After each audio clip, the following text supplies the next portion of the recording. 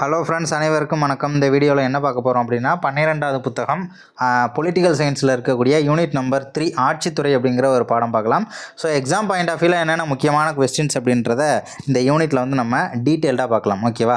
So அறிமுகம் அப்படின்னு பார்க்கும்போது ஒன்றியம், அதாவது மத்திய அரசு அப்படின்னு பார்க்கும்போது பிரசிடென்ட் அதில் தான் வராங்க, வைஸ் பிரசிடென்ட் அதில் தான் வராங்க, நாடாளுமன்றத்தில் இருக்கக்கூடிய பிரதமர், அமைச்சர்கள் குழு எல்லாமே.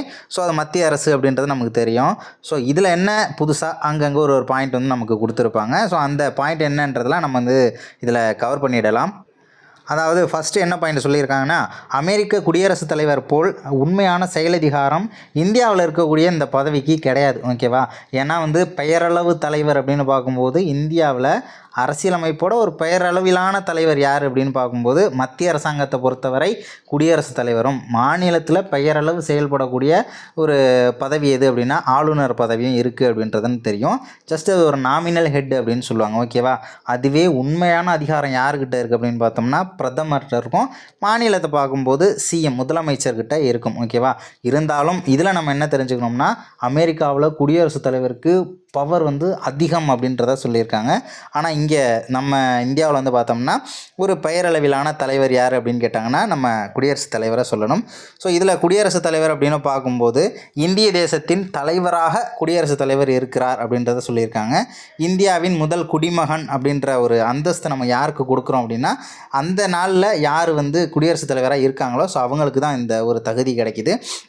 அதே மாதிரி தேசிய ஒற்றுமை, ஒருமைப்பாடு மற்றும் நிலைத்தன்மையின் சின்னமாக, ஓகேவா, நமது நாட்டில் திகழும் பதவி எது, திகழ்பவர் யார் அப்படின்னு கேட்டாங்கன்னா குடியரசுத் தலைவர். சரி, குடியரசுத் தலைவர் ஆகணும்னா என்னென்ன தகுதிகள் வேண்டும் அப்படின்னு சொல்லக்கூடிய ஆர்டிக்கிள் 58.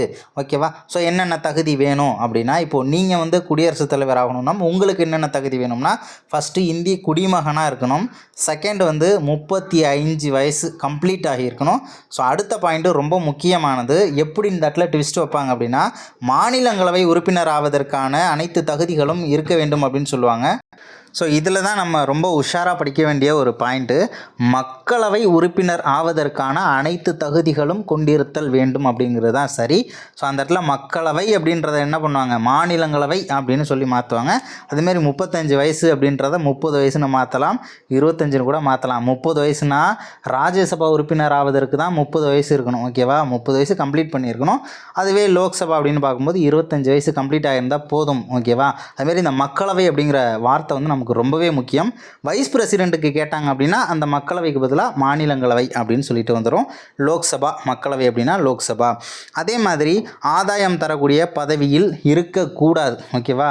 பிரசிடெண்ட் ஆகணும்னா வேற ஒரு கவர்மெண்ட் ஜாப்லலாம் இருக்கக்கூடாது. அதே மாதிரி மேலும் அரசமைப்பின் 52வது உறுப்பு குடியரசுத் தலைவர் பதவிக்கான குறைந்தபட்சம், ஓகேவா, 50 தேர்வுக்குழு வாக்காளர்களால் முன்மொழிவு செய்யப்பட வேண்டும் எனவும், வேட்பாளருடைய பெயர் வந்து பார்த்தோம்னா 50 உறுப்பினர்கள் வழிமொழியணும் அப்படின்றதையும் சொல்லியிருப்பாங்க. ஒன்றும் கிடையாதுங்க. இப்போ குடியரசுத் தலைவர் ஆகணும்னா அவருக்கு ஆதரவாக 50 பேர் வந்து பார்த்தோம்னா முன்மொழியணும், 50 பேர் வழிமொழியணும். இது வந்து 10வது புத்தகத்தில் வந்து 100 பேர் அப்படின்னு சொல்லிட்டு கொடுத்துருப்பாங்க. ஓகேவா? 100 பேர் முன்மொழியணும், 100 பேர் வழிமொழியணும் அப்படின்னு சொல்லிட்டு கொடுத்துருப்பாங்க. ஸோ இப்போ உள்ள அப்டேட்டட் புக்கில் சேஞ்ச் ஆகிடுச்சா என்ன அப்படின்றதையும் செக் பண்ணிக்கோங்க. இதுதான் கரெக்ட். 50 பேர் வந்து முன்மொழியணும், 50 பேர் வழிமொழியணும் அப்படின்றதான் கரெக்டு. அதை பற்றி பேசக்கூடிய ஆர்டிகிள் எதுனா அதுவும் 52 தான். ஓகேவா? ஸோ அடுத்து என்ன சொல்லியிருக்காங்க, சரி இப்போ டெபாசிட் அமௌண்ட் கட்டணும்ல. இப்போ எலெக்ஷனில் வந்து பிரசிடெண்ட் நிற்க போகிறாங்க, டெபாசிட் அமௌண்ட் கட்டணும். எவ்வளோ டெபாசிட் கட்டணும்னா 15,000, 15,000 ரூபாய் கட்டணும். எங்கே கொண்டு போய் கட்டணும் அப்படின்னா பாரத ஸ்டேட் வங்கின்னு ஆப்ஷனில் கொடுத்துருவாங்க. இந்திய ரிசர்வ் வங்கி, ஓகேவா, ரிசர்வ் பேங்க் ஆஃப் இந்தியாவில் தான் 15,000 ரூபாயை குடியரசுத் தலைவர், அதாவது வைப்பு தொகையாக செலுத்த வேண்டும், டெபாசிட் அமௌண்ட். ஓகேவா? அதே மாதிரி இந்திய அரசமைப்பின் 52வது உறுப்பு இந்தியாவுக்கு ஒரு குடியரசுத் தலைவர் இருக்கணும் அப்படின்றத சொல்லுது. இந்தியாவுக்கு ஒரு குடியரசுத் தலைவர் வேணும்பா அப்படின்னு சொல்லக்கூடிய ஆர்டிகிள் வந்து 52. அதே மாதிரி உறுப்பு உரிமையின் 53வது உறுப்பு அதாவது ஆர்டிகிள் 53 என்ன சொல்லுது அப்படின்னா, இந்திய ஒன்றியத்தின் ஆட்சி அதிகாரத்தை அவருக்கு அளிப்பதுடன் அவற்றை நேரடியாகவோ மறைமுகமாகவோ செயல்படுத்த வகை செய்து கொடுக்கிறது அப்படின்றத நமக்கு இங்கே சொல்கிறாங்க. ஓகேவா. குடியரசுத் தலைவரின் ஒன்றிய அதிகாரம் தொடர்பான ஆர்டிகிள் எது அப்படின்னு கேட்டாங்கன்னா 53. அதாவது குடியரசுத் தலைவர் அவரும் அந்த வேலையை செய்யலாம், அப்படி இல்லைனா அந்த வேலையை செய்கிறதுக்கு அவர் ஒரு ஆளை வந்து என்ன பண்ணலாம், நியமித்து அவர் அந்த அலுவலர் மூலமாக அந்த வேலையை வந்து செய்யலாம். ஓகேவா. ஸோ அதை பற்றி சொல்லக்கூடிய ஆர்டிகிள் 53. இந்தியாவுக்கு குடியரசுத் தலைவர் வேணும் அப்படின்னு சொல்லக்கூடிய ஆர்டிகிள் 52. அதே மாதிரி டெபாசிட் போயிடுச்சு அப்படின்லாம் சொல்லுவாங்க தெரியுமா. இப்போ அவர் எலெக்ஷனில் என்ன இருப்பா, டெபாசிட் கூட வாங்கலப்பா அப்படின்னு சொல்லுவாங்கள்ல. அது என்ன டெபாசிட் அப்படின்னா, இப்போ உதாரணத்துக்கு சொல்லணும்னு வச்சுக்கோங்களேன், ஒரு கிராமத்தில் ஒரு 600 பேர் இருக்காங்க. ஓகேவா. 600 பேரில் ஒரு பங்கு 100 பேர் இப்போ வந்து நமக்கு, இப்போது நானே நிற்கிறேன், என் கிராமத்தில் 600 பேர் இருக்காங்க, எனக்கு வந்து 100 பேர் ஓட்டு போட்டுட்டாங்கன்னு வச்சுக்கோங்களேன், எனக்கு நான் டெபாசிட் அமௌண்ட் எவ்வளோ கட்டினனோ அந்த அமௌண்ட்டை என்கிட்ட திருப்பி கொடுத்துருவாங்க. அதுவே 99 பேர் அதுக்கு கீழே தான் வந்து எனக்கு ஓட்டு போட்டிருக்காங்க அப்படின்னா டெபாசிட்டு கூட எனக்கு தரமாட்டாங்க. ஓகேவா. அதுதான் டெபாசிட்டு காலி அப்படின்லாம் சொல்லுவாங்க. மொத்தத்தில் டெபாசிட்னா 6ல் 1 பங்கு வாக்கு அப்படின்றத சொல்கிறாங்க. ஓகேவா. அதே மாதிரி தெரியும், குடியரசுத் தலைவரை தேர்ந்தெடுக்கக்கூடிய அதிகாரம் மக்கள்கிட்ட கிடையாது. ஓகேவா. சரி, மக்கள்கிட்ட அந்த அதிகாரம் இல்லைன்னா வேறு யாருக்கிட்ட அந்த பவர் இருக்குது அப்படின்னு பார்க்கும்போது மக்களால் தேர்ந்தெடுக்கப்பட்ட உறுப்பினர்கள்ட்ட அந்த அதிகாரம் அப்படின்றது இருக்குது.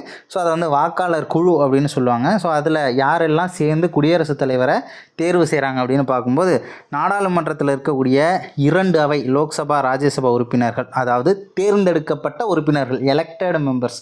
ஏன்னா அதில் நியமன உறுப்பினர்கள் கணக்கில் வரமாட்டாங்க. அதே மாதிரி மாநில சட்டசபைகளின் தேர்ந்தெடுக்கப்பட்ட உறுப்பினர்கள், எம்எல்ஏஸ். ஓகேவா. Elected MLAs. ஸோ அடுத்தது டெல்லி மற்றும் பாண்டிச்சேரி, அது எல்லாமே யூனியன் பிரதேசம் தானே. ஸோ அந்த யூனியன் பிரதேச சட்டமன்றங்களின் தேர்ந்தெடுக்கப்பட்ட உறுப்பினர்கள், நியமன உறுப்பினர்கள் அப்படின்றத ஆப்ஷன்லாம் மாற்றி கொடுப்பாங்க, பார்த்துக்கோங்க. ஸோ இவங்கெல்லாம் சேர்ந்து தான் என்ன பண்ண போகிறாங்க அப்படின்னா குடியரசுத் தலைவரை ரகசிய வாக்கெடுப்பு மூலமாக தேர்ந்தெடுப்பாங்க.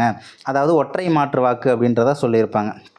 ஸோ அடுத்தது தேர்தல் வெற்றி அப்படின்னு பார்க்கும்போது இப்படி தான் வந்து நமக்கு ரிசல்ட் அப்படின்றத சொல்லியிருப்பாங்க. யார் ஜெயிச்சது, குடியரசுத் தலைவரோட எலெக்ஷனில் யார் வெற்றி அடைந்தது அப்படின்றத இந்த மாதிரி தான் நமக்கு வந்து கொடுப்பாங்க. அதாவது தேர்வு செய்யப்பட வேண்டிய வேட்பாளர் எண்ணிக்கை. ஓகேவா. அதை கீழே போட்டுக்கணும். அதே மாதிரி தேர்தலில் வாக்களிக்கப்பட்ட மொத்த வாக்குகளின் எண்ணிக்கை அப்படின்றது மேலே வருது. ஸோ இதில் கீழே வந்து பார்த்தோம்னா +1 அப்படின்றத ஆட் பண்ணிக்க வேண்டியதான். ஸோ இதுதான் இந்த மாதிரி தான் யார் வந்து வின் பண்ணது அப்படின்றத நமக்கு சொல்லியிருப்பாங்க. ஸோ அடுத்தது பார்க்கும்போது வேறு என்னென்ன பாயிண்ட் ரொம்ப முக்கியம் அப்படின்னா, குடியரசுத் தலைவரின் பதவி பிரமாணம் அப்படின்னு பார்க்கும்போது இந்தியாவின் தலைமை நீதிபதி தான் குடியரசுத் தலைவருக்கு பதவி பிரமாணம் செய்து வைக்கிறார். குடியரசுத் தலைவருக்கு பதவி பிரமாணம் செய்து வைப்பவர் யார் அப்படின்னு சொல்லிட்டு கேட்பாங்க. இந்தியாவின் தலைமை நீதிபதி. சரி, அவர் அன்றைக்கி லீவ் என்ன பண்ணலாம் அப்படின்னா, ஸோ அவையில் இருக்கக்கூடிய, அதாவது உச்சநீதிமன்றத்தில் இருக்கக்கூடிய மூத்த நீதிபதி ஒருவர் பதவி பிரமாணத்தை செஞ்சு வைப்பார் அப்படின்றதையும் தெரிஞ்சுக்கணும். அடுத்தது குடியரசுத் தலைவருக்கான வசதிகள் அல்லது சலுகைகள் அப்படின்னு சொல்லி கொடுத்துருக்காங்க. அவரது அதிகாரப்பூர்வ இல்லம் அப்படின்னு பார்க்கும்போது குடியரசுத் தலைவர் மாளிகை தான் ராஷ்டிரபதி பவன் டெல்லியில் இருக்குது அப்படின்றது நமக்கு தெரியும். ஸோ அதை வந்து வாடகை இல்லாமல் அவர் வந்து பயன்படுத்தி கொள்ளலாம். ஸோ அடுத்தது நாடாளுமன்றத்தால் நிர்ணயிக்கப்பட்ட அனைத்து ஊதியம், படிகள், தனி உரிமைகளையும் அனுபவிக்க அவருக்கு உரிமை உண்டு. ஓகேவா. ஸோ அப்போ அவருக்கான சேலரியை முடிவு பண்ணுறது யார், பார்லிமெண்ட்டு. ஸோ அடுத்தது குடியரசுத் தலைவருக்கு மேலும் சில சலுகைகளும் விதிவிலக்குகளும் தரப்பட்டுள்ளன. என்னப்பா அது விதிவிலக்கு அப்படின்னு பார்க்கும்போது, அவர் தனது அதிகாரப்பூர்வ நடவடிக்கைகளுக்கு நீதிமன்ற நடவடிக்கைகளில் இருந்து தனிப்பட்ட விலக்கு பெறுகிறார். அவர் பதவி காலத்தின் போது, அதாவது குடியரசுத் தலைவராக இருக்கும்போது அவருக்கு அனைத்து குற்றவியல் நடவடிக்கைகளில் இருந்தும் விலக்கு அளிக்கப்படுகிறது. குற்றவியல் நடவடிக்கையை அவர் மேலே தொடர முடியாது. அது அவருக்கான அந்த பதவிக்கான ஒரு எப்படி சொல்கிறது, ப்ரொவிஷன், ஒரு சலுகையாக வந்து சொல்லலாம்.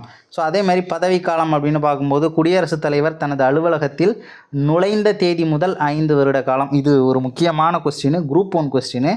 எந்த நாள்லேருந்து கணக்கு எடுத்துப்பாங்க அப்படின்னு சொல்லிட்டு கேட்டாங்க. எந்த நாளை முதல் நாளாக கணக்கு எடுத்துப்பாங்க, அவர் வெற்றி அடைந்த நாளா இல்லை பதவி பிரமாணம் எடுத்த நாளா, இப்படியெல்லாம் சொல்லி வச்சுட்டாங்க. ரொம்ப டிஃப்ரெண்ட்டான ஒரு கேள்வியாக இருந்துச்சு. அலுவலகத்தில் நுழைந்த தேதி தான் முதல் நாள். ஓகேவா. ஸோ அந்த நாள்லேருந்து 5 வருஷம். அதே மாதிரி அதை பற்றி சொல்லக்கூடிய ஆர்டிகிள் 56. அடுத்தது என்னென்னா, நாடாளுமன்றத்தால் கண்டன தீர்மானம் நிறைவேற்றுவதன் மூலமும் இதை தவிர குற்றம் சாட்டப்படுவதன் மூலமும் அவரை பதவி நீக்கம் செய்ய முடியும். குற்றம் சாட்டப்படுவதை பழிச்சாட்டுதல் அப்படின்னு சொல்லுவாங்க. ஓகேவா? ஸோ அந்த மாதிரியான முறைகள் மூலமாக இவரை பதவி நீக்கமும் செய்ய முடியும். குடியரசுத் தலைவராக வந்து ஒருத்தர் ஒரு டைம் தான் இருக்கணும் அப்படின்றது இந்தியாவில் கிடையாது. ஒருத்தர் எத்தனை டைம் வேணாலும் குடியரசுத் தலைவராக இருக்கலாம், ஜெயிச்சாங்கன்னா இருக்கலாம். ஓகேவா? ஸோ அடுத்தது வந்து பார்த்தோம்னா வேறு என்ன கொடுத்துருக்காங்கன்னா, இவங்க 5 வருஷம் பதவியில் இருப்பாங்க, அதெல்லாம் நமக்கு தெரியும். ஓகேவா? ஸோ அடுத்தது பதவி நீக்கத்தை பற்றி பேசக்கூடிய ஒரு ஆர்டிக்கிள் 61. ஓகேவா? ஆர்டிக்கிள் 61 யாருடைய பதவி நீக்கத்தை பற்றி பேசுகிறது அப்படின்னு சொல்லிடுவாங்க. குடியரசுத் தலைவரின் பதவி நீக்கம் அப்படின்றத மறந்துட வேண்டாம். ஸோ அடுத்தது என்ன அப்படின்னா, இப்போ குடியரசுத் தலைவரை பதவி நீக்கம் செய்யணும்னா ரொம்ப முக்கியமானதுங்க, ரொம்ப முக்கியமானது. குடியரசுத் தலைவரை பதவி நீக்கம் செய்யணும் அப்படின்னா முதலாவதாக நாடாளுமன்றத்தின் எந்த ஒரு அவையிலும், ராஜ்யசபாவிலையும் அந்த முன்னெடுப்பை கொண்டுட்டு வரலாம், லோக்சபாவிலையும் கொண்டுட்டு வரலாம். மொத்த உறுப்பினர்களில் 4/1 உறுப்பினர்கள். ஓகேவா? இப்போ நம்ம எடுத்துப்போமே, இப்போ வந்து லோக்சபாவில் குடியரசுத் தலைவர் மேலே வந்து ஒரு தீர்மானம் வந்து கொண்டுட்டு வராங்க, பதவி நீக்க தீர்மானம் கொண்டுட்டு வராங்கன்னா, இப்போ ஒரு லோக்சபாவில் ஒரு 400 உறுப்பினர்கள் இருக்காங்க. உங்களுக்கு புரியணுன்றதுனால சொல்கிறேன். 400 பேர் இருந்தாங்கன்னா அதில் 100 பேர், குறைஞ்சது 100 பேராச்சும் கையெழுத்தை போட்டு அந்த தீர்மானத்தை என்ன பண்ணணும், ஒரு குற்றச்சாட்டை முன்வைக்கணும். ஸோ அதுக்கே வந்து 4/1 கையெழுத்து வேணும் அப்படின்றத சொல்லியிருக்காங்க. ஸோ அடுத்தது குறைந்தபட்சம் 14 நாட்கள் முன்கூட்டியே அறிவிப்பு வழங்க வேண்டும். யாருக்கு? குடியரசுத் தலைவருக்கு.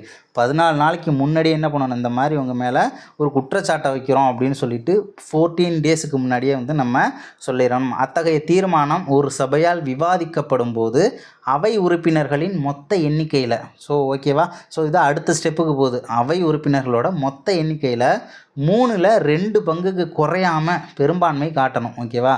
ஸோ வந்து தீர்மானத்தை முன்வைக்கிறதுக்கு 4/1 அதை பற்றி விவாதிக்கணும், அதை ஆக்ஷன் எடுக்கணும், நிறைவேற்றணும் அப்படின்னு பார்க்கும்போது அந்த அவையில் நிறைவேற்றணும் அப்படின்னா 3/2 மெஜாரிட்டியை வந்து அங்கே காட்டணும். ஓகேவா? ஸோ அது வந்து ரொம்ப முக்கியமானது. ஸோ அந்த மாதிரி சக்ஸஸ் ஆகிடுச்சு அப்படின்னா அது இன்னொரு அவைக்கு போகும். இன்னொரு அவைக்கு போய் என்ன பண்ணணும் அப்படின்னா அது வந்து மாறும் அப்படின்றத நம்ம தெரிஞ்சுக்கணும். அது மற்ற அவையால் பின்னர் விசாரணை செய்யப்பட வேண்டும். இப்போ லோக்சபாவில் கொண்டு வந்ததுனால ராஜ்யசபாவில் என்ன பண்ணுவாங்க, இது மேலே ஒரு விசாரணையை கொண்டுட்டு வருவாங்க. விசாரணையின் பின்னர் அதன் மொத்த உறுப்பினர்களில் 3/2 பெரும்பான்மையினரின் ஒப்புதலுடன் அந்த தீர்மானம் நிறைவேற்றப்பட்டால் அந்த நாள் முதல் குடியரசுத் தலைவர் பதவி நீக்கம் செய்யப்படுவார் அப்படின்றத தெரிஞ்சுக்கணும். ஸோ அதுமாரி பதவின்றது எந்தெந்த நேரத்துலலாம் காலியாகும் அப்படின்னா, ஸோ அவருக்கு 5 வருஷம் முடிஞ்சு போயிடுச்சுன்னா பதவி காலி ஆகிடும். பதவி விலகிட்டார்னா அவருடைய பதவின்றது காலி ஆகிடும். அதேமாதிரி நாடாளுமன்றத்தால் பதவி நீக்கம் செய்யப்பட்டால் அந்த பதவி காலி ஆகிடும். இறந்து போயாச்சுனாலும் அந்த பதவி காலி ஆகிடும்.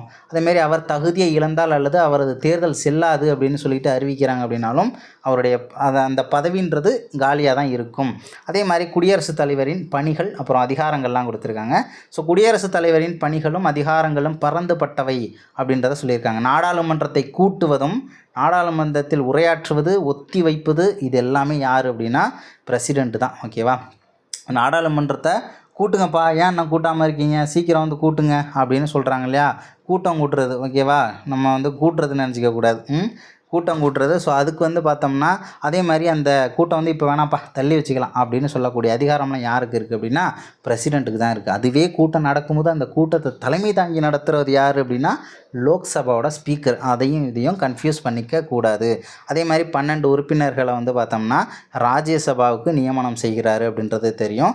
அதே மாதிரி இப்போது 6 மாத காலத்துக்கு மிகாத அவசர சட்டத்தை குடியரசுத் தலைவரால் அறிவிக்க முடியும். சரி, அப்போ 7 மாதத்துக்கு அறிவிக்க முடியாதா அப்படின்னு உங்களுக்கு ஒரு டவுட் வரும். ஸோ அந்த டைமில் என்ன பண்ணுவாங்க அப்படின்னா அதுக்கு ஒரு மசோதாவை கொண்டு வந்து ஸோ அதை எக்ஸ்டெண்ட் பண்ணுவாங்க. இன்னொரு கூட்டத்தை போட்டு என்ன பண்ணுவாங்க, ஸோ அதுக்கு தேவையான இதெல்லாம் செஞ்சு அதாவது பெர்மிஷன் வாங்குவாங்க. அதாவது மக்களவை, நாடாளுமன்ற அமைச்சர்கள் குழு இருக்கு இல்லையா, ஸோ அந்த கூட்டம் மூலமாக என்ன பண்ணுவாங்க, அந்த 6 மாதத்தை இன்னொரு 6 மாதத்துக்கு எக்ஸ்டெண்ட் பண்ணணும். ஆனால் 6 மாதத்துக்கு தான் என்ன பண்ண முடியும், பிரசிடெண்ட்டால் அறிவிக்க முடியும் அப்படின்றத சொல்லியிருக்காங்க. 6 மாத காலத்துக்கு மிகாத அவசர சட்டத்தை தான் அறிவிக்க முடியும் அப்படின்றதையும் சொல்லியிருக்காங்க. அந்த 6 மாதம் அப்படின்றது ரொம்பவே முக்கியமானது. ஸோ அடுத்தது வேறு என்ன சொல்லணும்னா, மரண தண்டனையை ஆயுள் தண்டனையாக குறைக்கும் அதிகாரம் இவருக்கு உண்டு. மரண தண்டனையை ஆயுள் தண்டனையாக குறைத்திட அதாவது யார், பிரசிடெண்ட்டு, குடியரசுத் தலைவருக்கு அதிகாரம் உண்டு. அதை பற்றி பேசக்கூடிய ஆர்டிக்கிள் எது அப்படின்னு பார்க்கும்போது 72, ஆர்டிக்கிள் 72. குடியரசுத் தலைவர் இல்லாத போது அவரது பதவியை தற்காலிகமாக குடியரசு துணைத் தலைவர், அதாவது வைஸ் பிரசிடென்ட் அல்லது உச்சநீதிமன்ற தலைமை நீதிபதி அல்லது உச்சநீதிமன்றத்தின் மூத்த நீதிபதி வகிக்கலாம். ஓகேவா? ஸோ அவங்களுக்கு அந்த உரிமைன்றது இருக்குது. அப்போது அவர்கள் நாடாளுமன்றத்தினால் தீர்மானிக்கப்பட்ட குடியரசுத் தலைவருக்கு என்னென்ன சலுகை கிடைச்சிது, அவருக்கு என்னென்ன சேலரி கொடுத்தாங்க, ஸோ எல்லாத்தையுமே வந்து அவங்க அந்த காலத்தில் வந்து யூஸ் பண்ணிக்கலாம். ஆனால் என்ன, இப்போ வந்து குடியரசுத் தலைவர் வந்து பார்த்தோம்னா இறந்து போயிடறாருன்னு வச்சுப்போம். ஸோ அவருக்கு பதிலாக வந்து உடனே மறுநாளே எலெக்ஷன்லாம் நடத்திட முடியாது. அப்போ வைஸ் பிரசிடெண்ட்டாக என்ன பண்ணுவாங்க, பிரசிடெண்ட்டாக வந்து ஆக்ட் பண்ண வைப்பாங்க. ஸோ அவர் வந்து 6 மாதம் வரைக்கும் தான் குடியரசுத் தலைவராக செயல்பட முடியும். அந்த 6 மாதத்துக்கு முன்னாடியே வந்து பார்த்தோம்னா ஸோ அடுத்த குடியரசுத் தலைவருக்கான தேர்தல் வேலை எல்லாத்தையுமே செஞ்சு கரெக்டாக அந்த 6 மாதம் முடிஞ்சதுக்கப்புறம் என்ன பண்ணுவாங்க, அடுத்த எலெக்ஷன் வச்சு அடுத்த குடியரசுத் தலைவரை தேர்ந்தெடுத்தாக வேண்டும் அப்படின்றதையும் நமக்கு சொல்லியிருக்காங்க. ஸோ அதாவது இப்போ வைஸ் பிரசிடெண்ட்டு குடியரசுத் தலைவராக ஆக்ட் பண்ணும்போது குடியரசுத் தலைவருக்கு என்னென்ன மரியாதை எல்லாமே என்ன அவருக்கும் கிடைக்கும். இந்திய அரசியலமைப்பின் 18 ஓகேவா, பகுதி 18ல் இந்திய குடியரசுத் தலைவரின் நெருக்கடி கால அதிகாரங்கள் குறிப்பிடப்பட்டுள்ளன அப்படின்றதையும் சொல்லியிருக்காங்க. அதாவது எந்த பாகத்தில் இருக்குது அப்படின்னா 18 குடியரசுத் தலைவரின் நெருக்கடி கால அதிகாரங்கள் என்னென்ன, 352 தேசிய அவசர நிலை, 386 மாநில அவசர நிலை, 360 நிதி அவசர நிலை, இதெல்லாமே எதில் இருக்குது அப்படின்னா நமக்கு பகுதி 18ல் வருது அப்படின்றதையும் எழுதி வச்சுக்கோங்க. ஸோ அடுத்தது என்னென்னா, இதெல்லாம் வந்து ஜஸ்ட்டு கதையாக தான் இருக்கும், ஆல்ரெடி பார்த்த விஷயமாக தான் இருக்கும். குடியரசுத் தலைவரோட ஆட்சி அப்படின்னு சொல்லிட்டு இங்கே கொடுத்துருக்காங்க இல்லையா. குடியரசுத் தலைவரின் ஆட்சி வந்து பார்த்தோம்னா 356 365 அப்படின்னு கொடுத்துருக்காங்க. 365ங்கிறது என்ன அப்படின்னா மத்திய அரசின் பணிப்புரைகளை மாநிலம் ஏற்றுக்கொண்டு நடக்க வேண்டும். அதாவது மத்திய அரசு சொல்கிறத மாநிலம் கேட்கணும். அப்படி கேட்கல அப்படின்னா குடியரசுத் தலைவரோட ஆட்சி செயல்படுத்தப்படும். ஸோ அது வந்து 356 குடியரசுத் தலைவர் ஆட்சி. 365ங்கிறது மத்திய அரசோட ஆர்டர், பணிப்புரைகளை மாநிலம் ஏற்று நடக்க வேண்டும் அப்படின்னு சொல்லக்கூடியது 365. பேலன்ஸ் உள்ள எல்லாமே வந்து நீங்கள் படிச்சிங்கன்னா உங்களுக்கே வந்து தெரியும். இருந்தாலும் அந்த ஆர்டிகிள் எல்லாத்தையுமே மார்க் பண்ணி வச்சுக்கோங்க. ஓகேவா? அதெல்லாமே ரொம்ப முக்கியமானது அப்படின்றதையும் மறந்துட வேண்டாம். ஸோ அடுத்தது வேறு என்ன அப்படின்னு பார்க்கும்போது ஸோ அந்த பாக்ஸை ஃபுல்லாகவே பார்த்துங்க. ஏன்னா நிறைய ஆர்டிகிள்ஸ் வந்து அதில் கொடுத்துருக்காங்க. அப்படிங்கும்போது நமக்கு கண்டிப்பாக தெரிஞ்சுதாகணும். குடியரசு துணைத் தலைவர் அமெரிக்க அரசமைப்பினை போன்று இந்திய அரசமைப்பும் துணை குடியரசுத் தலைவர் பதவியை, ஓகேவா, அதாவது ஆர்டிகிள் 63 என்ன சொல்லுதுன்னா இந்தியாவுக்கு துணை குடியரசுத் தலைவர் ஒருத்தர் இருக்கணும் அப்படின்றத சொல்லுது. ஸோ இந்தியாவின் துணை குடியரசுத் தலைவர் பதவியானது நாட்டின் 2வது மிக உயர்ந்த பதவின்னு சொல்லியிருக்காங்க. அப்போ ஃபஸ்ட்டு எது அப்படின்னா அது பிரசிடெண்ட். தேர்தல்னு பார்க்கும்போது இந்திய துணை குடியரசுத் தலைவர் நாடாளுமன்றத்தின் ஈரவைகளின் தேர்ந்தெடுக்கப்பட்ட உறுப்பினர்களால் ரகசிய வாக்கெடுப்பு மூலம் தேர்ந்தெடுக்கப்படுகிறார்.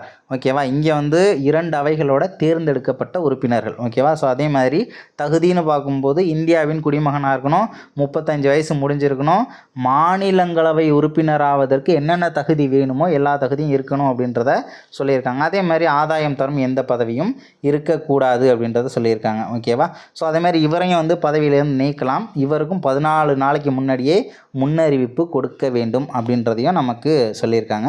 பொறுப்புகள் மற்றும் பணிகள்னு பார்க்கும்போது குடியரசு துணைத் தலைவர் அந்த பதவியினால் மாநிலங்களவையின் அலுவல் வழி தலைவராக இருக்கிறார் அப்படின்னு சொல்லியிருக்காங்க. யார் துணை குடியரசுத் தலைவராக இருக்காங்களோ அவங்க ராஜ்யசபாவோட தலைவராகவும் செயல்படுவாங்க. இந்திய அரசமைப்பின் 64வது உறுப்பு அதை பற்றி சொல்லுது. ஓகேவா? அலுவல் வழி தலைவர் அப்படின்னு சொல்லிட்டு ஆர்டிகிள் 64 துணை குடியரசுத் தலைவரை பற்றி சொல்லுது. ஓகேவா? ஸோ மாநிலங்களவை தலைவர்னால் அந்த ராஜ்யசபாவில் நடக்கக்கூடிய கூட்டங்கள் எல்லாத்தையுமே அவர் தான் தலைமை தாங்கி நடத்துவார். ஓகேவா? இன்னொன்றையும் தெரிஞ்சுக்கோங்க, குடியரசுத் தலைவர் அப்படின்ற பதவி சேலரி உண்டு, ஆனால் துணை குடியரசுத் தலைவர் அப்படின்ற பதவிக்கு சேலரி கிடையாது. ஏன் வந்து அவருக்கு சம்பளம் கொடுக்குறாங்க அப்படின்னா அவர் மாநிலங்களவையோட தலைவராக இருக்கிறதுனால தான் அவருக்கு சம்பளம் கொடுக்குறாங்க. ஓகேவா? துணை குடியரசுத் தலைவருக்கு சம்பளம் கொடுக்கணும் அப்படின்றது நமக்கு கான்ஸ்டியூஷனில் இல்லை. ஸோ அடுத்தது வந்து பார்த்தோம்னா அதே மாதிரி குடியரசுத் தலைவர் இல்லாத போது துணை குடியரசுத் தலைவர் என்ன பண்ணலாம், ஸோ 6 மாதம் வரைக்கும் பார்க்கலாம் அப்படின்றதெல்லாம் நம்ம பார்த்தோம்ல. ஸோ அதே இடம் இது திரும்ப நமக்கு கொடுத்துருக்காங்க. இந்திய அரசியலமைப்பின் 63 முதல் 70 வரையான உறுப்புகள் குடியரசு துணைத் தலைவர் பற்றியது அப்படின்றதையும் நமக்கு இங்கே சொல்லியிருக்காங்க. ஸோ அடுத்தது பிரதமர் மற்றும் அமைச்சர்கள் குழு என்ன சொல்லியிருக்காங்க அப்படின்னா பிரதமர் என்பவர் சமமானவர்களில் முதன்மையானவர். அத்துடன் கேபினெட்டுனா அமைச்சர்கள் குழு, முக்கியமான அமைச்சரவையோட கரு அப்படின்னே சொல்லுவாங்க. அமைச்சர்கள் குழு கேபினெட் அப்படிங்கிறது மோஸ்ட் பவர்ஃபுல், முக்கியமான துறையை சேர்ந்த அமைச்சர்கள் எல்லாமே அந்த கேபினெட்டில் இருப்பாங்க. ஸோ கேபினெட் அமைப்பின் அடிப்படை தூணாகவும் உள்ளார். அந்த பதவியும் பொறுப்பும் அந்த பதவி இருக்கும் வரையிலும் ஒப்பிட முடியாத ஒன்றாகவும் தனி சிறப்புமிக்க அதிகார மையமாகவும் விளங்குகிறது. மார்லே பிரபு வந்து சொல்லியிருக்காரு. ஓகேவா, இந்த வாசகத்தை சொன்னது யாருன்னா மார்லே பிரபு. அதேமாரி பிரதமர் அப்படின்னு பார்க்கும்போது என்னென்ன சொல்லியிருக்காங்கன்னா, ஆட்சித்துறை அரசமைப்பு பிரதமரின் தலைமையிலான அமைச்சரவை குழுவிடம் நிர்வாக பொறுப்பை தந்துள்ளது அப்படின்றதெல்லாம் சொல்லியிருக்காங்க. இதில் வந்து இந்திய அரசமைப்பின் 4வது பகுதி 52 ஆரம்பித்து 78 வரைக்கும். ஓகேவா, 52 ஆரம்பித்து 78 வரைக்கும் வந்து உறுப்புகள் ஒன்றிய ஆட்சித்துறையை பற்றி கூறுகின்றன அப்படின்றதையும் நமக்கு சொல்லியிருக்காங்க. ஸோ இதில் வந்து பார்த்தோம்னா அந்த 4 அப்படின்னு கொடுத்துருக்காங்க இல்லையா, பகுதி 4 அப்படின்னு சொல்லிட்டு, ஆனால் பகுதி 5 தான். ஓகேவா, பகுதி 5ன்றது தான் கரெக்டு. ஸோ அதில் 52லேருந்து 78 வரைக்கும் நமக்கு ஆட்சித்துறையை பற்றி சொல்லக்கூடிய முக்கியமான ஒரு பகுதி. பிரிட்டிஷ் நாடாளுமன்ற ஆட்சி முறை, அதாவது இப்போது நாடாளுமன்றம் அப்படிங்கிறது நம்ம எந்த நாட்டிலேருந்து எடுத்தோம்? ஓகேவா, நாடாளுமன்றம் அப்படிங்கிறது பிரிட்டிஷை பார்த்து தான் நம்ம நாடாளுமன்றத்தை வச்சுருக்கோம். அதுவே நம்ம நாடாளுமன்றத்தில் 2 அவை இருக்குது. ஒன்று லோக்சபா, இன்னொன்று ராஜ்யசபா. இந்த 2 அவை அப்படின்ற கான்செப்டை எங்கேருந்து எடுத்திருக்கோம் அப்படின்னு பார்த்தோம்னா அமெரிக்காவிலேருந்து எடுத்தோம். ஓகேவா, ரொம்ப முக்கியமானதுங்க, ரொம்ப முக்கியமானது. நியமனம் அப்படின்னு பார்க்கும்போது பிரதமர் பதவிக்குன்னு எதுவும் எலெக்ஷன் இருக்கா? பிரதமர் பதவிக்கெலாம் எலெக்ஷன்லாம் எதுவும் கிடையாது. சரி, எப்படி அப்புறம் பிரதமர் ஆகிறார் அப்படின்னா, அவரும் ஒரு எம்பியாக ஜெயிக்கிறார். ஓகேவா, எல்லாரும் எப்படி எம்பியாக இருக்காங்களோ அவரும் ஒரு எம்பி. அந்த எம்பிக்கள் எல்லாம் சேர்ந்து இவர் தான் வந்து எங்களுக்கெல்லாம் ஹெட்டு அப்படின்னு சொல்லிட்டு ஒரு ஆளை ஒரு மனதாக தேர்ந்தெடுக்கிறாங்க. அவர் பிரதமராக செயல்படுறார். பிரதமர் அப்படிங்கிற பதவிக்கு நேரடி தேர்தலாம் எதுவும் இல்லை. அதேமாதிரி அரசமைப்பின் 75வது உறுப்பு பிரதமரை, ஓகேவா, பிரதமரை குடியரசுத் தலைவர் நியமனம் செய்கிறார் என கூறுகிறது அப்படின்றத சொல்லியிருக்காங்க. 75. அதே மாதிரி பிரதமருக்கென குறிப்பிட்ட பதவி காலம் எதுவும் இல்லை. ஓகேவா, நம்பிக்கையில்லா தீர்மானம் கொண்டு வந்தாங்கன்னு வச்சுக்கோங்களேன் லோக்சபாவில், இதுமாரி இவருடைய ஆட்சி சரியில்லை, நம்பிக்கையில்லா தீர்மானம் அப்படின்ற ஒரு தீர்மானத்தை கொண்டு வந்து பெரும்பான்மை நிரூபிக்க முடியாமல் போயிடுச்சுன்னு வச்சுக்கோங்க, பிரதமர் பதவி காலி, டோட்டல் அமைச்சரவையும் காலி. அதனால் இருந்தாலும் 5 வருஷம் வரைக்கும் இருக்கலாம், அதுதான். ஓகேவா, இருந்தாலும் நிரந்தர பதவி காலம் அப்படின்றதுலாம் கிடையாது. ஸோ பதவிகள் அப்படின்னு பார்க்கும்போது பணிகள் அப்படின்னு பார்க்கும்போது பிரதமர் விரும்பினால் ஒரு அமைச்சரை துணை பிரதமர் என அறிவிக்க முடியும். பேலன்ஸ் உள்ள பாயிண்ட்லாம் ரொம்ப ஈஸியாக இருக்கும், அதனால் ஜஸ்ட்டு நான் இங்கே சொல்லலை. ஓகேவா, பிரதமர் விரும்பினால் ஒரு அமைச்சரை துணை பிரதமர் என அறிவிக்க முடியும் அப்படின்றத சொல்லியிருக்காங்க. ஸோ அமைச்சரவை குழுலாம் வந்து இருக்கும். அதேமாதிரி வந்து குடியரசுத் தலைவருக்கு உதவிட ஸோ அமைச்சரவை குழு பிரதமரை தலைவராக கொண்டு செயல்படும் அப்படின்றதெல்லாம் சொல்லியிருப்பாங்க. மக்களவையின் பெரும்பான்மை கொண்ட கட்சியின் தலைவராக பிரதமர் இருப்பார். இதெல்லாம் கதை நீங்கள் படிச்சிங்கன்னா உங்களுக்கே புரியும். மற்ற அமைச்சர்களை தேர்வு செய்ய குடியரசுத் தலைவருக்கு பரிந்துரை செய்வார். அதே மாதிரி எந்த ஒரு அமைச்சரையும் பதவி நீக்கம் செய்ய பரிந்துரை செய்யக்கூடிய அதிகாரமும் பிரதமருக்கு இருக்குது. பதவி விலகுமாறு கட்டளையிடவும் பிரதமருக்கு தான் அதிகாரம் இருக்குது அப்படின்றத சொல்லியிருக்காங்க.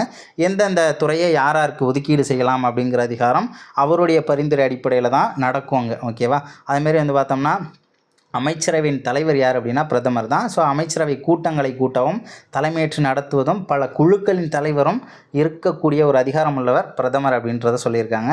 அதேமாரி அரசின் கொள்கை முடிவுகளை ஒருங்கிணைத்து அனைத்து துறைகளின் நடவடிக்கைகளையும் மேற்பார்வையிடுவார் அப்படின்றதையும் நமக்கு சொல்லியிருக்காங்க. ஓகேவா, ஸோ வேறு என்ன பாயிண்ட் அப்படின்றத பார்க்கும்போது இதில் நாடாளுமன்றத்துக்கும் அமைச்சர்களுக்கும் இடையில், அதாவது ஒரு தொடர்பு பாலம், கனெக்டிங் சேனலாக செயல்படக்கூடியவர். நாடாளுமன்றத்துக்கும் அமைச்சர்களுக்கும் இடையில் பாலமாக செயல்படுபவர் யார் அப்படின்னு கேட்டாங்கன்னா பிரதமர் அப்படின்றத மறந்துட வேண்டாம். ஸோ அடுத்தது அரசின் வெளிநாட்டு விவகாரங்களை வெளியிடும் முக்கிய நபர் அப்படின்றது யார் அப்படின்னா, யார் பிரதமரோ அவங்க தான் அரசின் வெளிநாட்டு விவகாரங்களை வெளியிடும் முக்கிய நபர். ஓகேவா, ஸோ அதேமாரி இந்தியா சார்பாக வந்து நிறைய இந்த காமன்வெல்த் நாடுகள், இந்த மாதிரி நிறைய சர்வதேச மாநாடுகள்லாம் நடக்கும்ல. ஸோ அதில் இந்தியா சார்பாக பங்கேற்கக்கூடிய ஒரு உறுப்பினராக இருக்கிறது யார் அப்படின்னா அதுவும் பிரதமர் தான். அதேமாரி பிரதமர் அலுவலகம் அப்படின்றதானது, ஸோ இந்த பிரதமர் அலுவலகம் அப்படிங்கிறது 1947 சுதந்திரம் வாங்கும்போது உருவாக்கப்பட்டிருக்கு. 1997 வரைக்கும் இது வந்து எப்படி அழைக்கப்பட்டது அப்படின்னா பிரதமரின் செயலகம் அப்படின்னு சொல்லிட்டு அழைக்கப்பட்டிருக்கு. ஓகேவா, கிட்டத்தட்ட ஒரு 50 வருஷத்துக்கு, 47லேருந்து ஒரு 50 வருஷத்துக்கு என்ன பண்ணியிருக்காங்க, பிரதமரின் செயலகம் அப்படின்னு சொல்லிட்டு தான் என்ன பண்ணியிருக்காங்க, அந்த அலுவலகத்தை வந்து சொல்லியிருக்காங்க. ஸோ அடுத்தது வந்து பார்த்தோம்னா அரசியல் ரீதியாக பிரதமரும் நிர்வாக ரீதியாக முதன்மை செயலரும் இதன் தலைமையாக செயல்படுவார். பிரதமர் அலுவலகத்தில் அரசியல் ரீதியான தலைவர் யார் அப்படின்னு கேட்டாங்கன்னா பிரதமர், நிர்வாக ரீதியாக பிரதமர் அலுவலகத்தில் நிர்வாக ரீதியாக தலைவராக ஓகேவா செயல்படுபவர் யார் அப்படின்னா பிரதமர்னு போற்றக்கூடாது, முதன்மை செயலர்னு கொடுத்துருக்காங்க ஓகேவா. முதன்மை செயலர் தான் நிர்வாக ரீதியாக தலைவராக இருக்கார். நிர்வாக ரீதியாக இந்த பிரதமர் அலுவலகத்துக்கு தலைவர் யார் அப்படின்னா முதன்மை செயலர். ரொம்ப முக்கியமானது, குரூப் 1 கொஸ்டின். ஸோ அடுத்தது மத்திய அமைச்சர்கள் குழு 74வது உறுப்பின்படி, ஆர்டிகிள் 74வது உறுப்பின்படி ஸோ குடியரசுத் தலைவருக்கு உதவவும் ஆலோசனை வழங்கவும் பிரதம அமைச்சரை தலைவராக கொண்ட ஒரு அமைச்சர்கள் குழு இருக்கும் அப்படின்றத வந்து சொல்லியிருக்காங்க ஓகேவா.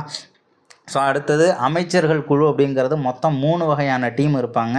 ஒன்று வந்து கேபினட் அமைச்சர். கேபினட் அமைச்சர்னால் அதை அமைச்சரவையின் மையக்கரு அப்படின்னு சொல்லுவாங்க ஓகேவா. ஸோ ரயில்வே துறை இருக்குது, வெளிவிவகாரம், பாதுகாப்புத்துறை, நிதித்துறை ஓகேவா. இந்த இதெல்லாம் இருக்குல்ல, முக்கியமான துறைகள் எல்லாமே இந்த கேபினட்டுக்குள்ளே இருக்கும். இந்த முக்கியமான துறைகள் அந்த அமைச்சர்கள் எல்லாமே சேர்ந்த ஒரு கூட்டம் தான் கேபினட் அமைச்சர்கள்னு சொல்லுவாங்க. அதே மாதிரி அமைச்சர்கள் அப்படின்னு செகண்ட் ஒன்று பார்க்கும்போது அமைச்சர்கள் அப்படி இல்லைன்னா இராசாங்க அமைச்சர்கள்னு சொல்லுவாங்க. இராசாங்க அமைச்சர்கள்னு பார்க்கும்போது சில துறைகள் அவ்வப்போது காலத்திற்கு ஏற்றவாறு உருவாக்கப்படும் ஓகேவா.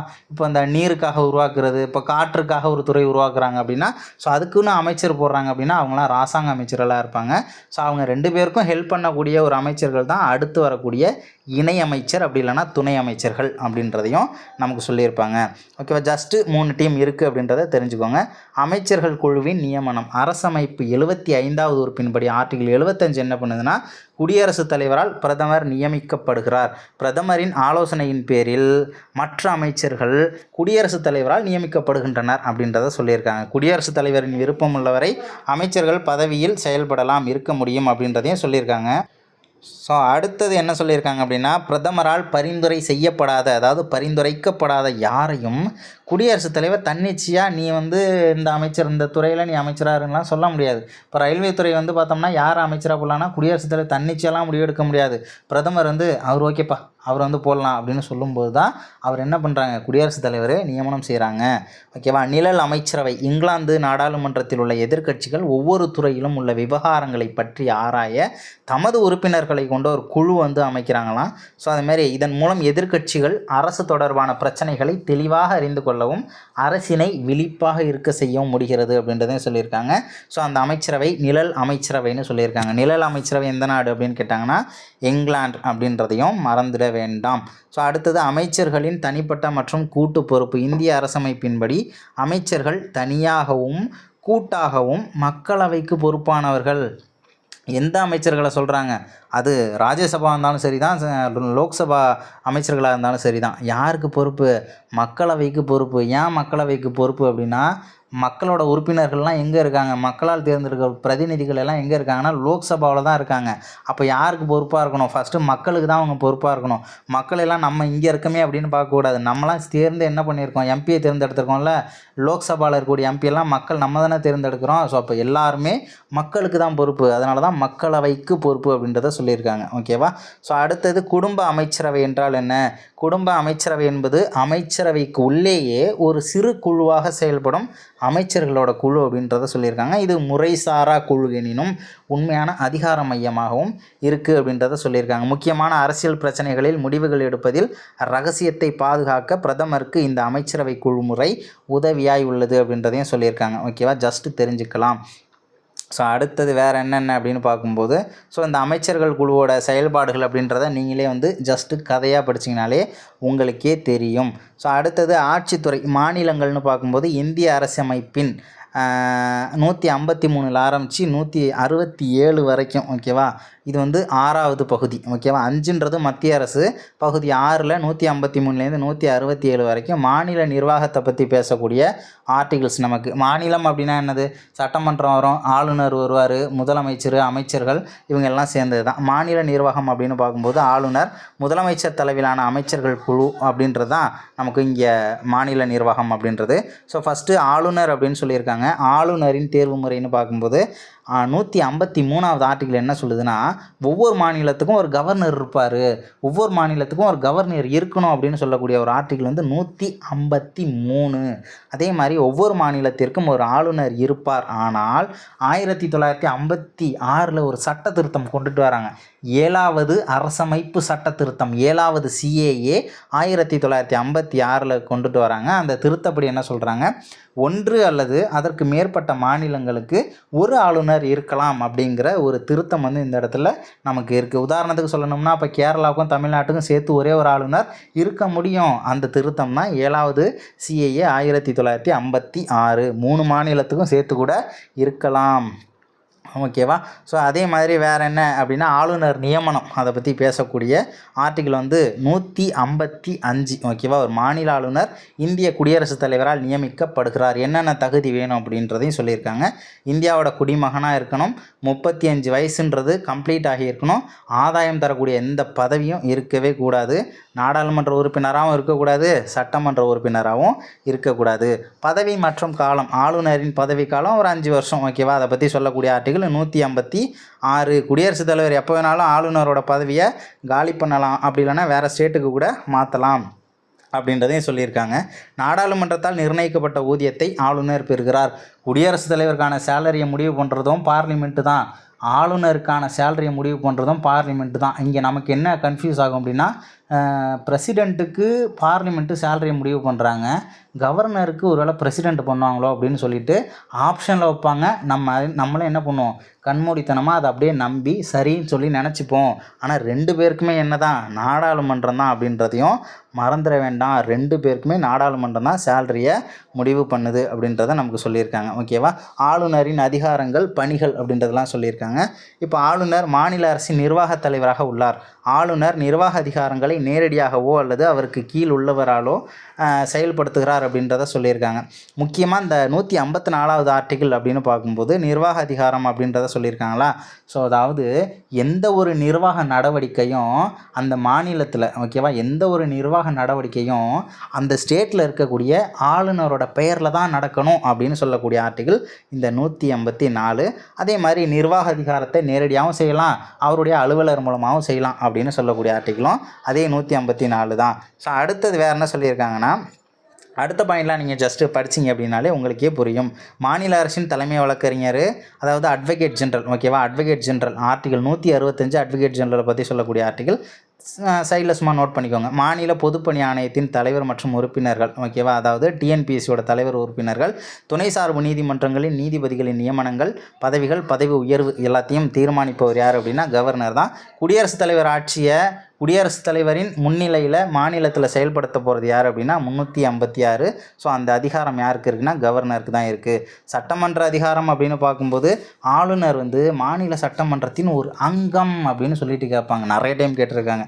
அதாவது ஆளுநர் மாநில சட்டமன்றத்தின் ஒரு அங்கம் என கூறும் ஆர்டிகிள் எது அப்படின்னு கேட்பாங்க. 168 168 168ன்னு 3 டைம் சொல்லிடுங்க. ஆளுநர் சட்டமன்றத்தை கூட்டலாம், முடித்து வைக்கலாம், ஒத்தி வைக்கலாம், கலைக்கலாம், அந்த அதிகாரம்லாம் அவருக்கு உண்டு.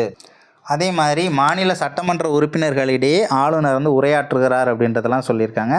அதே மாதிரி மசோதான்னு பார்க்கும்போது அந்த மசோதாவை நிறுத்தி வைக்கலாம், அதேமாதிரி ஒப்புதல் கொடுக்கலாம், கேன்சல் பண்ணலாம். ஸோ அந்த அதிகாரமும் அவருக்கு இருக்குது. ஸோ அந்த பாயிண்ட்டையும் ஜஸ்ட்டு தெரிஞ்சுக்கோங்க. அதாவது சரத்து 213. ஓகேவா. அதாவது ஆர்டிகிள் 213 கீழ் சட்டமன்றம் அமர்வில் இல்லாத காலங்களில் ஆளுநர் அவசர சட்டங்களை பிறப்பிக்கலாம். ஓகேவா. ஸோ அவசர சட்டம் அப்படின்றத பிறப்பிக்கணும் அப்படின்ற அதிகாரம் இவருக்கு என்ன ஆர்டிகிள் அப்படின்னு பார்க்கும்போது குடியரசுத் தலைவருக்கு அவசர சட்டம் பிறப்பிக்கும் அதிகாரம் 123 ஆர்டிகிள் 123. அப்படியே அந்த 1-2 மட்டும் மாற்றி போட்டுக்கோங்க. 213 அப்படின்ற அவசர சட்டம் பிறப்பிக்கும் அதிகாரம் ஆளுநருக்கு 213. ஓகேவா. அவசர சட்டம் வந்து இப்போது கண்டினியூ ஆகுதுன்னு வச்சுக்கோங்களேன், அவை மாநில சட்டமன்றம் மீண்டும் கூடியதிலிருந்து 6 வாரங்களுக்குள் அங்கீகரிக்கப்பட வேண்டும். அதாவது இன்றைக்கி வந்து ஒரு அவசர சட்டத்தை கவர்னர் கொண்டு வந்துடுறாரு அப்படின்னா, இப்போ அடுத்த டைம் எப்போ வந்து சட்டமன்றம் கூடுதோ அந்த கூடுற ஒரு 6 வாரத்துக்குள்ளே, ஓகேவா, கூடினதுலேருந்து ஒரு 6 வாரத்துக்குள்ளே அந்த அவசர சட்டத்துக்கு அந்த அமைச்சர்கள் குழு எம்எல்ஏஸ்லாம் சேர்ந்து என்ன பண்ணணும், ஸோ அவங்களால அங்கீகரிக்கப்பட வேண்டும் அப்படின்றத சொல்லியிருக்காங்க. அந்த 6 வாரம் அப்படிங்கிறது ரொம்ப முக்கியமானது. அதே மாதிரி வந்து பார்த்தோம்னா அடுத்த பாயிண்டில் இருக்குது பாருங்களேன், மேலவைக்கு 6ல் 1 பங்கு உறுப்பினர்களை நியமிக்கிறார் அப்படின்றதையும் சொல்லியிருக்காங்க. ஓகேவா, சப்போஸ் ஒரு ஸ்டேட்டில் வந்து மேலவை கீழவை அப்படின்ற 2 அவை இருந்துச்சுன்னா மேலவைக்கு 6ல் 1 பங்கு உறுப்பினர்களை வந்து நியமிப்பார். ஸோ அதுவும் வந்து இப்போ கிடையாது, அதெல்லாம் காலி பண்ணிட்டாங்க. இருந்தாலும் அதை பற்றி பேசக்கூடிய ஆர்டிகிள் 333. ஓகேவா, ஸோ அடுத்தது நிதி அதிகாரம் அப்படின்னு பார்க்கும்போது மாநிலத்தில் பட்ஜெட்டை வந்து பார்த்தோம்னா சமர்ப்பிக்கிறது யார் அப்படின்னா கவர்னர் தான். அதே மாதிரி நிதி முன்வரைவு ஆளுநரின் முன் ஒப்புதல் இல்லாமல், ஓகேவா, முன் ஒப்புதலே இல்லாமல் கொண்டுட்டு வர முடியாது அப்படின்றதையும் சொல்லியிருக்காங்க. ஆளுநரின் பரிந்துரை இல்லாமல் மானியங்களுக்கான கோரிக்கையும் எதுவும் கோரப்பட முடியாது அப்படின்றதெல்லாம் பாக்ஸ்குள்ளே இருக்கிறது எல்லாத்தையும் நீங்களாக தான் தெரிஞ்சுக்கணும். ஓகேவா, அடுத்தது மாநிலத்தின் ஒதுக்கு நிதியின் பாதுகாவலர் கவர்னரு அப்படின்னு சொல்லக்கூடியது நமக்கு முக்கியமான பாயிண்ட்டாக இருக்குது. மாநிலத்தின் ஒதுக்கு நிதியின் பாதுகாவலர் யாருன்னா முதலமைச்சர் கிடையாது, ஆளுநர் தான். ஓகேவா, அதேமாரி நிதி நெருக்கடியான கட்டங்களில் சட்டமன்றத்தின் முன் அனுமதி இன்றியும் அவரால் இந்த நிதியை பயன்படுத்த முடியும் அப்படின்றதையும் சொல்லியிருக்காங்க. ஸோ அடுத்த பாயிண்ட்லாம் வந்து பார்த்தோம்னா ஜஸ்ட் தெரிஞ்சுக்கோங்க, உயர்நீதிமன்ற நீதிபதிகளை நியமனம் பண்ணும்போது குடியரசுத் தலைவர்கிட்ட பேசிட்டு தான் இங்கே வந்து நியமனம் பண்ணுவார். ஓகேவா, கிட்டத்தட்ட அந்த நீதிபதிகளை நியமனம் பண்ணுறது குடியரசுத் தலைவர் தான். ஓகேவா, அந்த பதவி பிரமாணம் செஞ்சு வைக்கிறதுன்னா ஆளுநராக இருக்கும். ஓகேவா, ஸோ அடுத்தது வந்து பார்த்தோம்னா ஆனால் மாவட்ட நீதிமன்றங்களில் இருக்கக்கூடிய நீதிபதிகளை நியமனம் பண்ணக்கூடிய அதிகாரம் ஆளுநருக்கு தான் உண்டு. சுப்ரீம் கோர்ட்டு, ஹைகோர்ட் வந்து குடியரசுத் தலைவர். அதே மாவட்ட அளவில் இருக்கக்கூடிய துணை சார்பு நீதிமன்றங்கள், மாவட்ட நீதிமன்றங்களில் இருக்கக்கூடிய நீதிபதிகளை நியமனம் செய்கிறது யார் அப்படின்னா அது ஆளுநர் அப்படின்றதையும் மறந்துடாதீங்க. அதே மாதிரி எந்த ஒரு நபரின் தண்டனையை குறைப்பதற்கும் மன்னிப்பு வழங்குவதற்கும் நிறுத்துவது விலக்குவதற்கும் அதிகாரம் உண்டு. ஆனால் மரண தண்டனையை ஆளுநரால் குறைக்க முடியாது அப்படின்றதான் சொல்லியிருக்காங்க. பிரசிடெண்ட்டுக்கு ஆர்டிகிள் 72 அதை பற்றி பேசுது, தண்டனை குறைப்பு அதிகாரம். அதுவே வந்து கவர்னருக்கு தண்டனை குறைப்பு அதிகாரத்தை பற்றி பேசக்கூடிய ஆர்டிகிள் 161. ஓகேவா, ஸோ அடுத்த உள்ள பாயிண்ட்டு பாக்ஸ் எல்லாம் ஜஸ்ட் நீங்களே இது வரைக்கும் படித்த பாயிண்ட் தான் திரும்ப திரும்ப நமக்கு வந்திருக்கும். அதுமாரி குடியரசுத் தலைவருடைய ஆட்சி அப்படிங்கிறது 356 அப்படின்றது தெரிஞ்சிருக்கும். அடுத்தது என்னென்னா தலைமை வழக்குரைஞர். ஓகேவா, பக்கத்தில் எழுதிக்கோங்க. அட்வொகேட் ஜெனரலை பற்றி சொல்லியிருக்காங்க. ஆர்டிகிள் 165. ஒவ்வொரு மாநிலத்திற்கும் மத்திய அரசின் தலைமை வழக்குரைஞருக்கு இணையாக ஒரு அரசின் தலைமை வழக்குரைஞர் நியமிக்கப்படுகிறார். உயர்நீதிமன்றத்தின் நீதிபதியாகும் தகுதி உடையவர்களையே ஆளுநர் வந்து தலைமை வழக்கறிஞராக வந்து நியமனம் செய்கிறார் அப்படின்றதையும் சொல்லியிருக்காங்க. அவரை பற்றி பேசக்கூடிய ஆர்டிகிள் என்ன அப்படின்னா நமக்கு 165. ஓகேவா, 165 அப்படின்றதையும் மறந்துட வேண்டாம். ஸோ அவ்வளோதான் இந்த யூனிட் அப்படிங்கிறது. ஓகேவா, ஜஸ்ட்டு கதையாக தெரிஞ்சுக்கோங்க. முக்கியமாக ஆர்டிகிள்ஸு பாக்ஸில் உள்ளது எங்கெங்கெல்லாம் இருக்குதோ ஆர்டிகிள்ஸ் எங்கே இருந்தாலும் அதை தேடி படிங்க. லாஜிக் தெரிஞ்சுக்கோங்க. இது குடியரசுத் தலைவரால் என்ன முடியும் என்ன முடியாது. ஓகேவா, அதேமாரி ஆளுநரால் என்ன முடியும் என்ன முடியாது அப்படின்ற பேசிக்கான விஷயத்தை தெரிஞ்சுக்கிட்டிங்கனாலே இந்த யூனிட் அப்படின்றது ஓவர். ஸோ இந்த விஷயந்தான் நமக்கு வந்து ரொம்ப முக்கியமானது. அதேமாரி இந்த பாக்ஸ்லாம் வந்து தெரிஞ்சுக்கோங்க என்னென்ன இருக்குது அப்படின்றதையும். நிறைய ஆர்டிகிள்ஸ் கொடுத்துருக்காங்க இல்லையா, ஸோ எக்ஸ்ட்ரா சொன்ன டேட்டாவையும் சைடில் எழுதிக்கோங்க. ஸோ அடுத்த வீடியோவில் வேறு ஒரு யூனிட்டில் சந்திக்கலாம். Thank you, bye bye.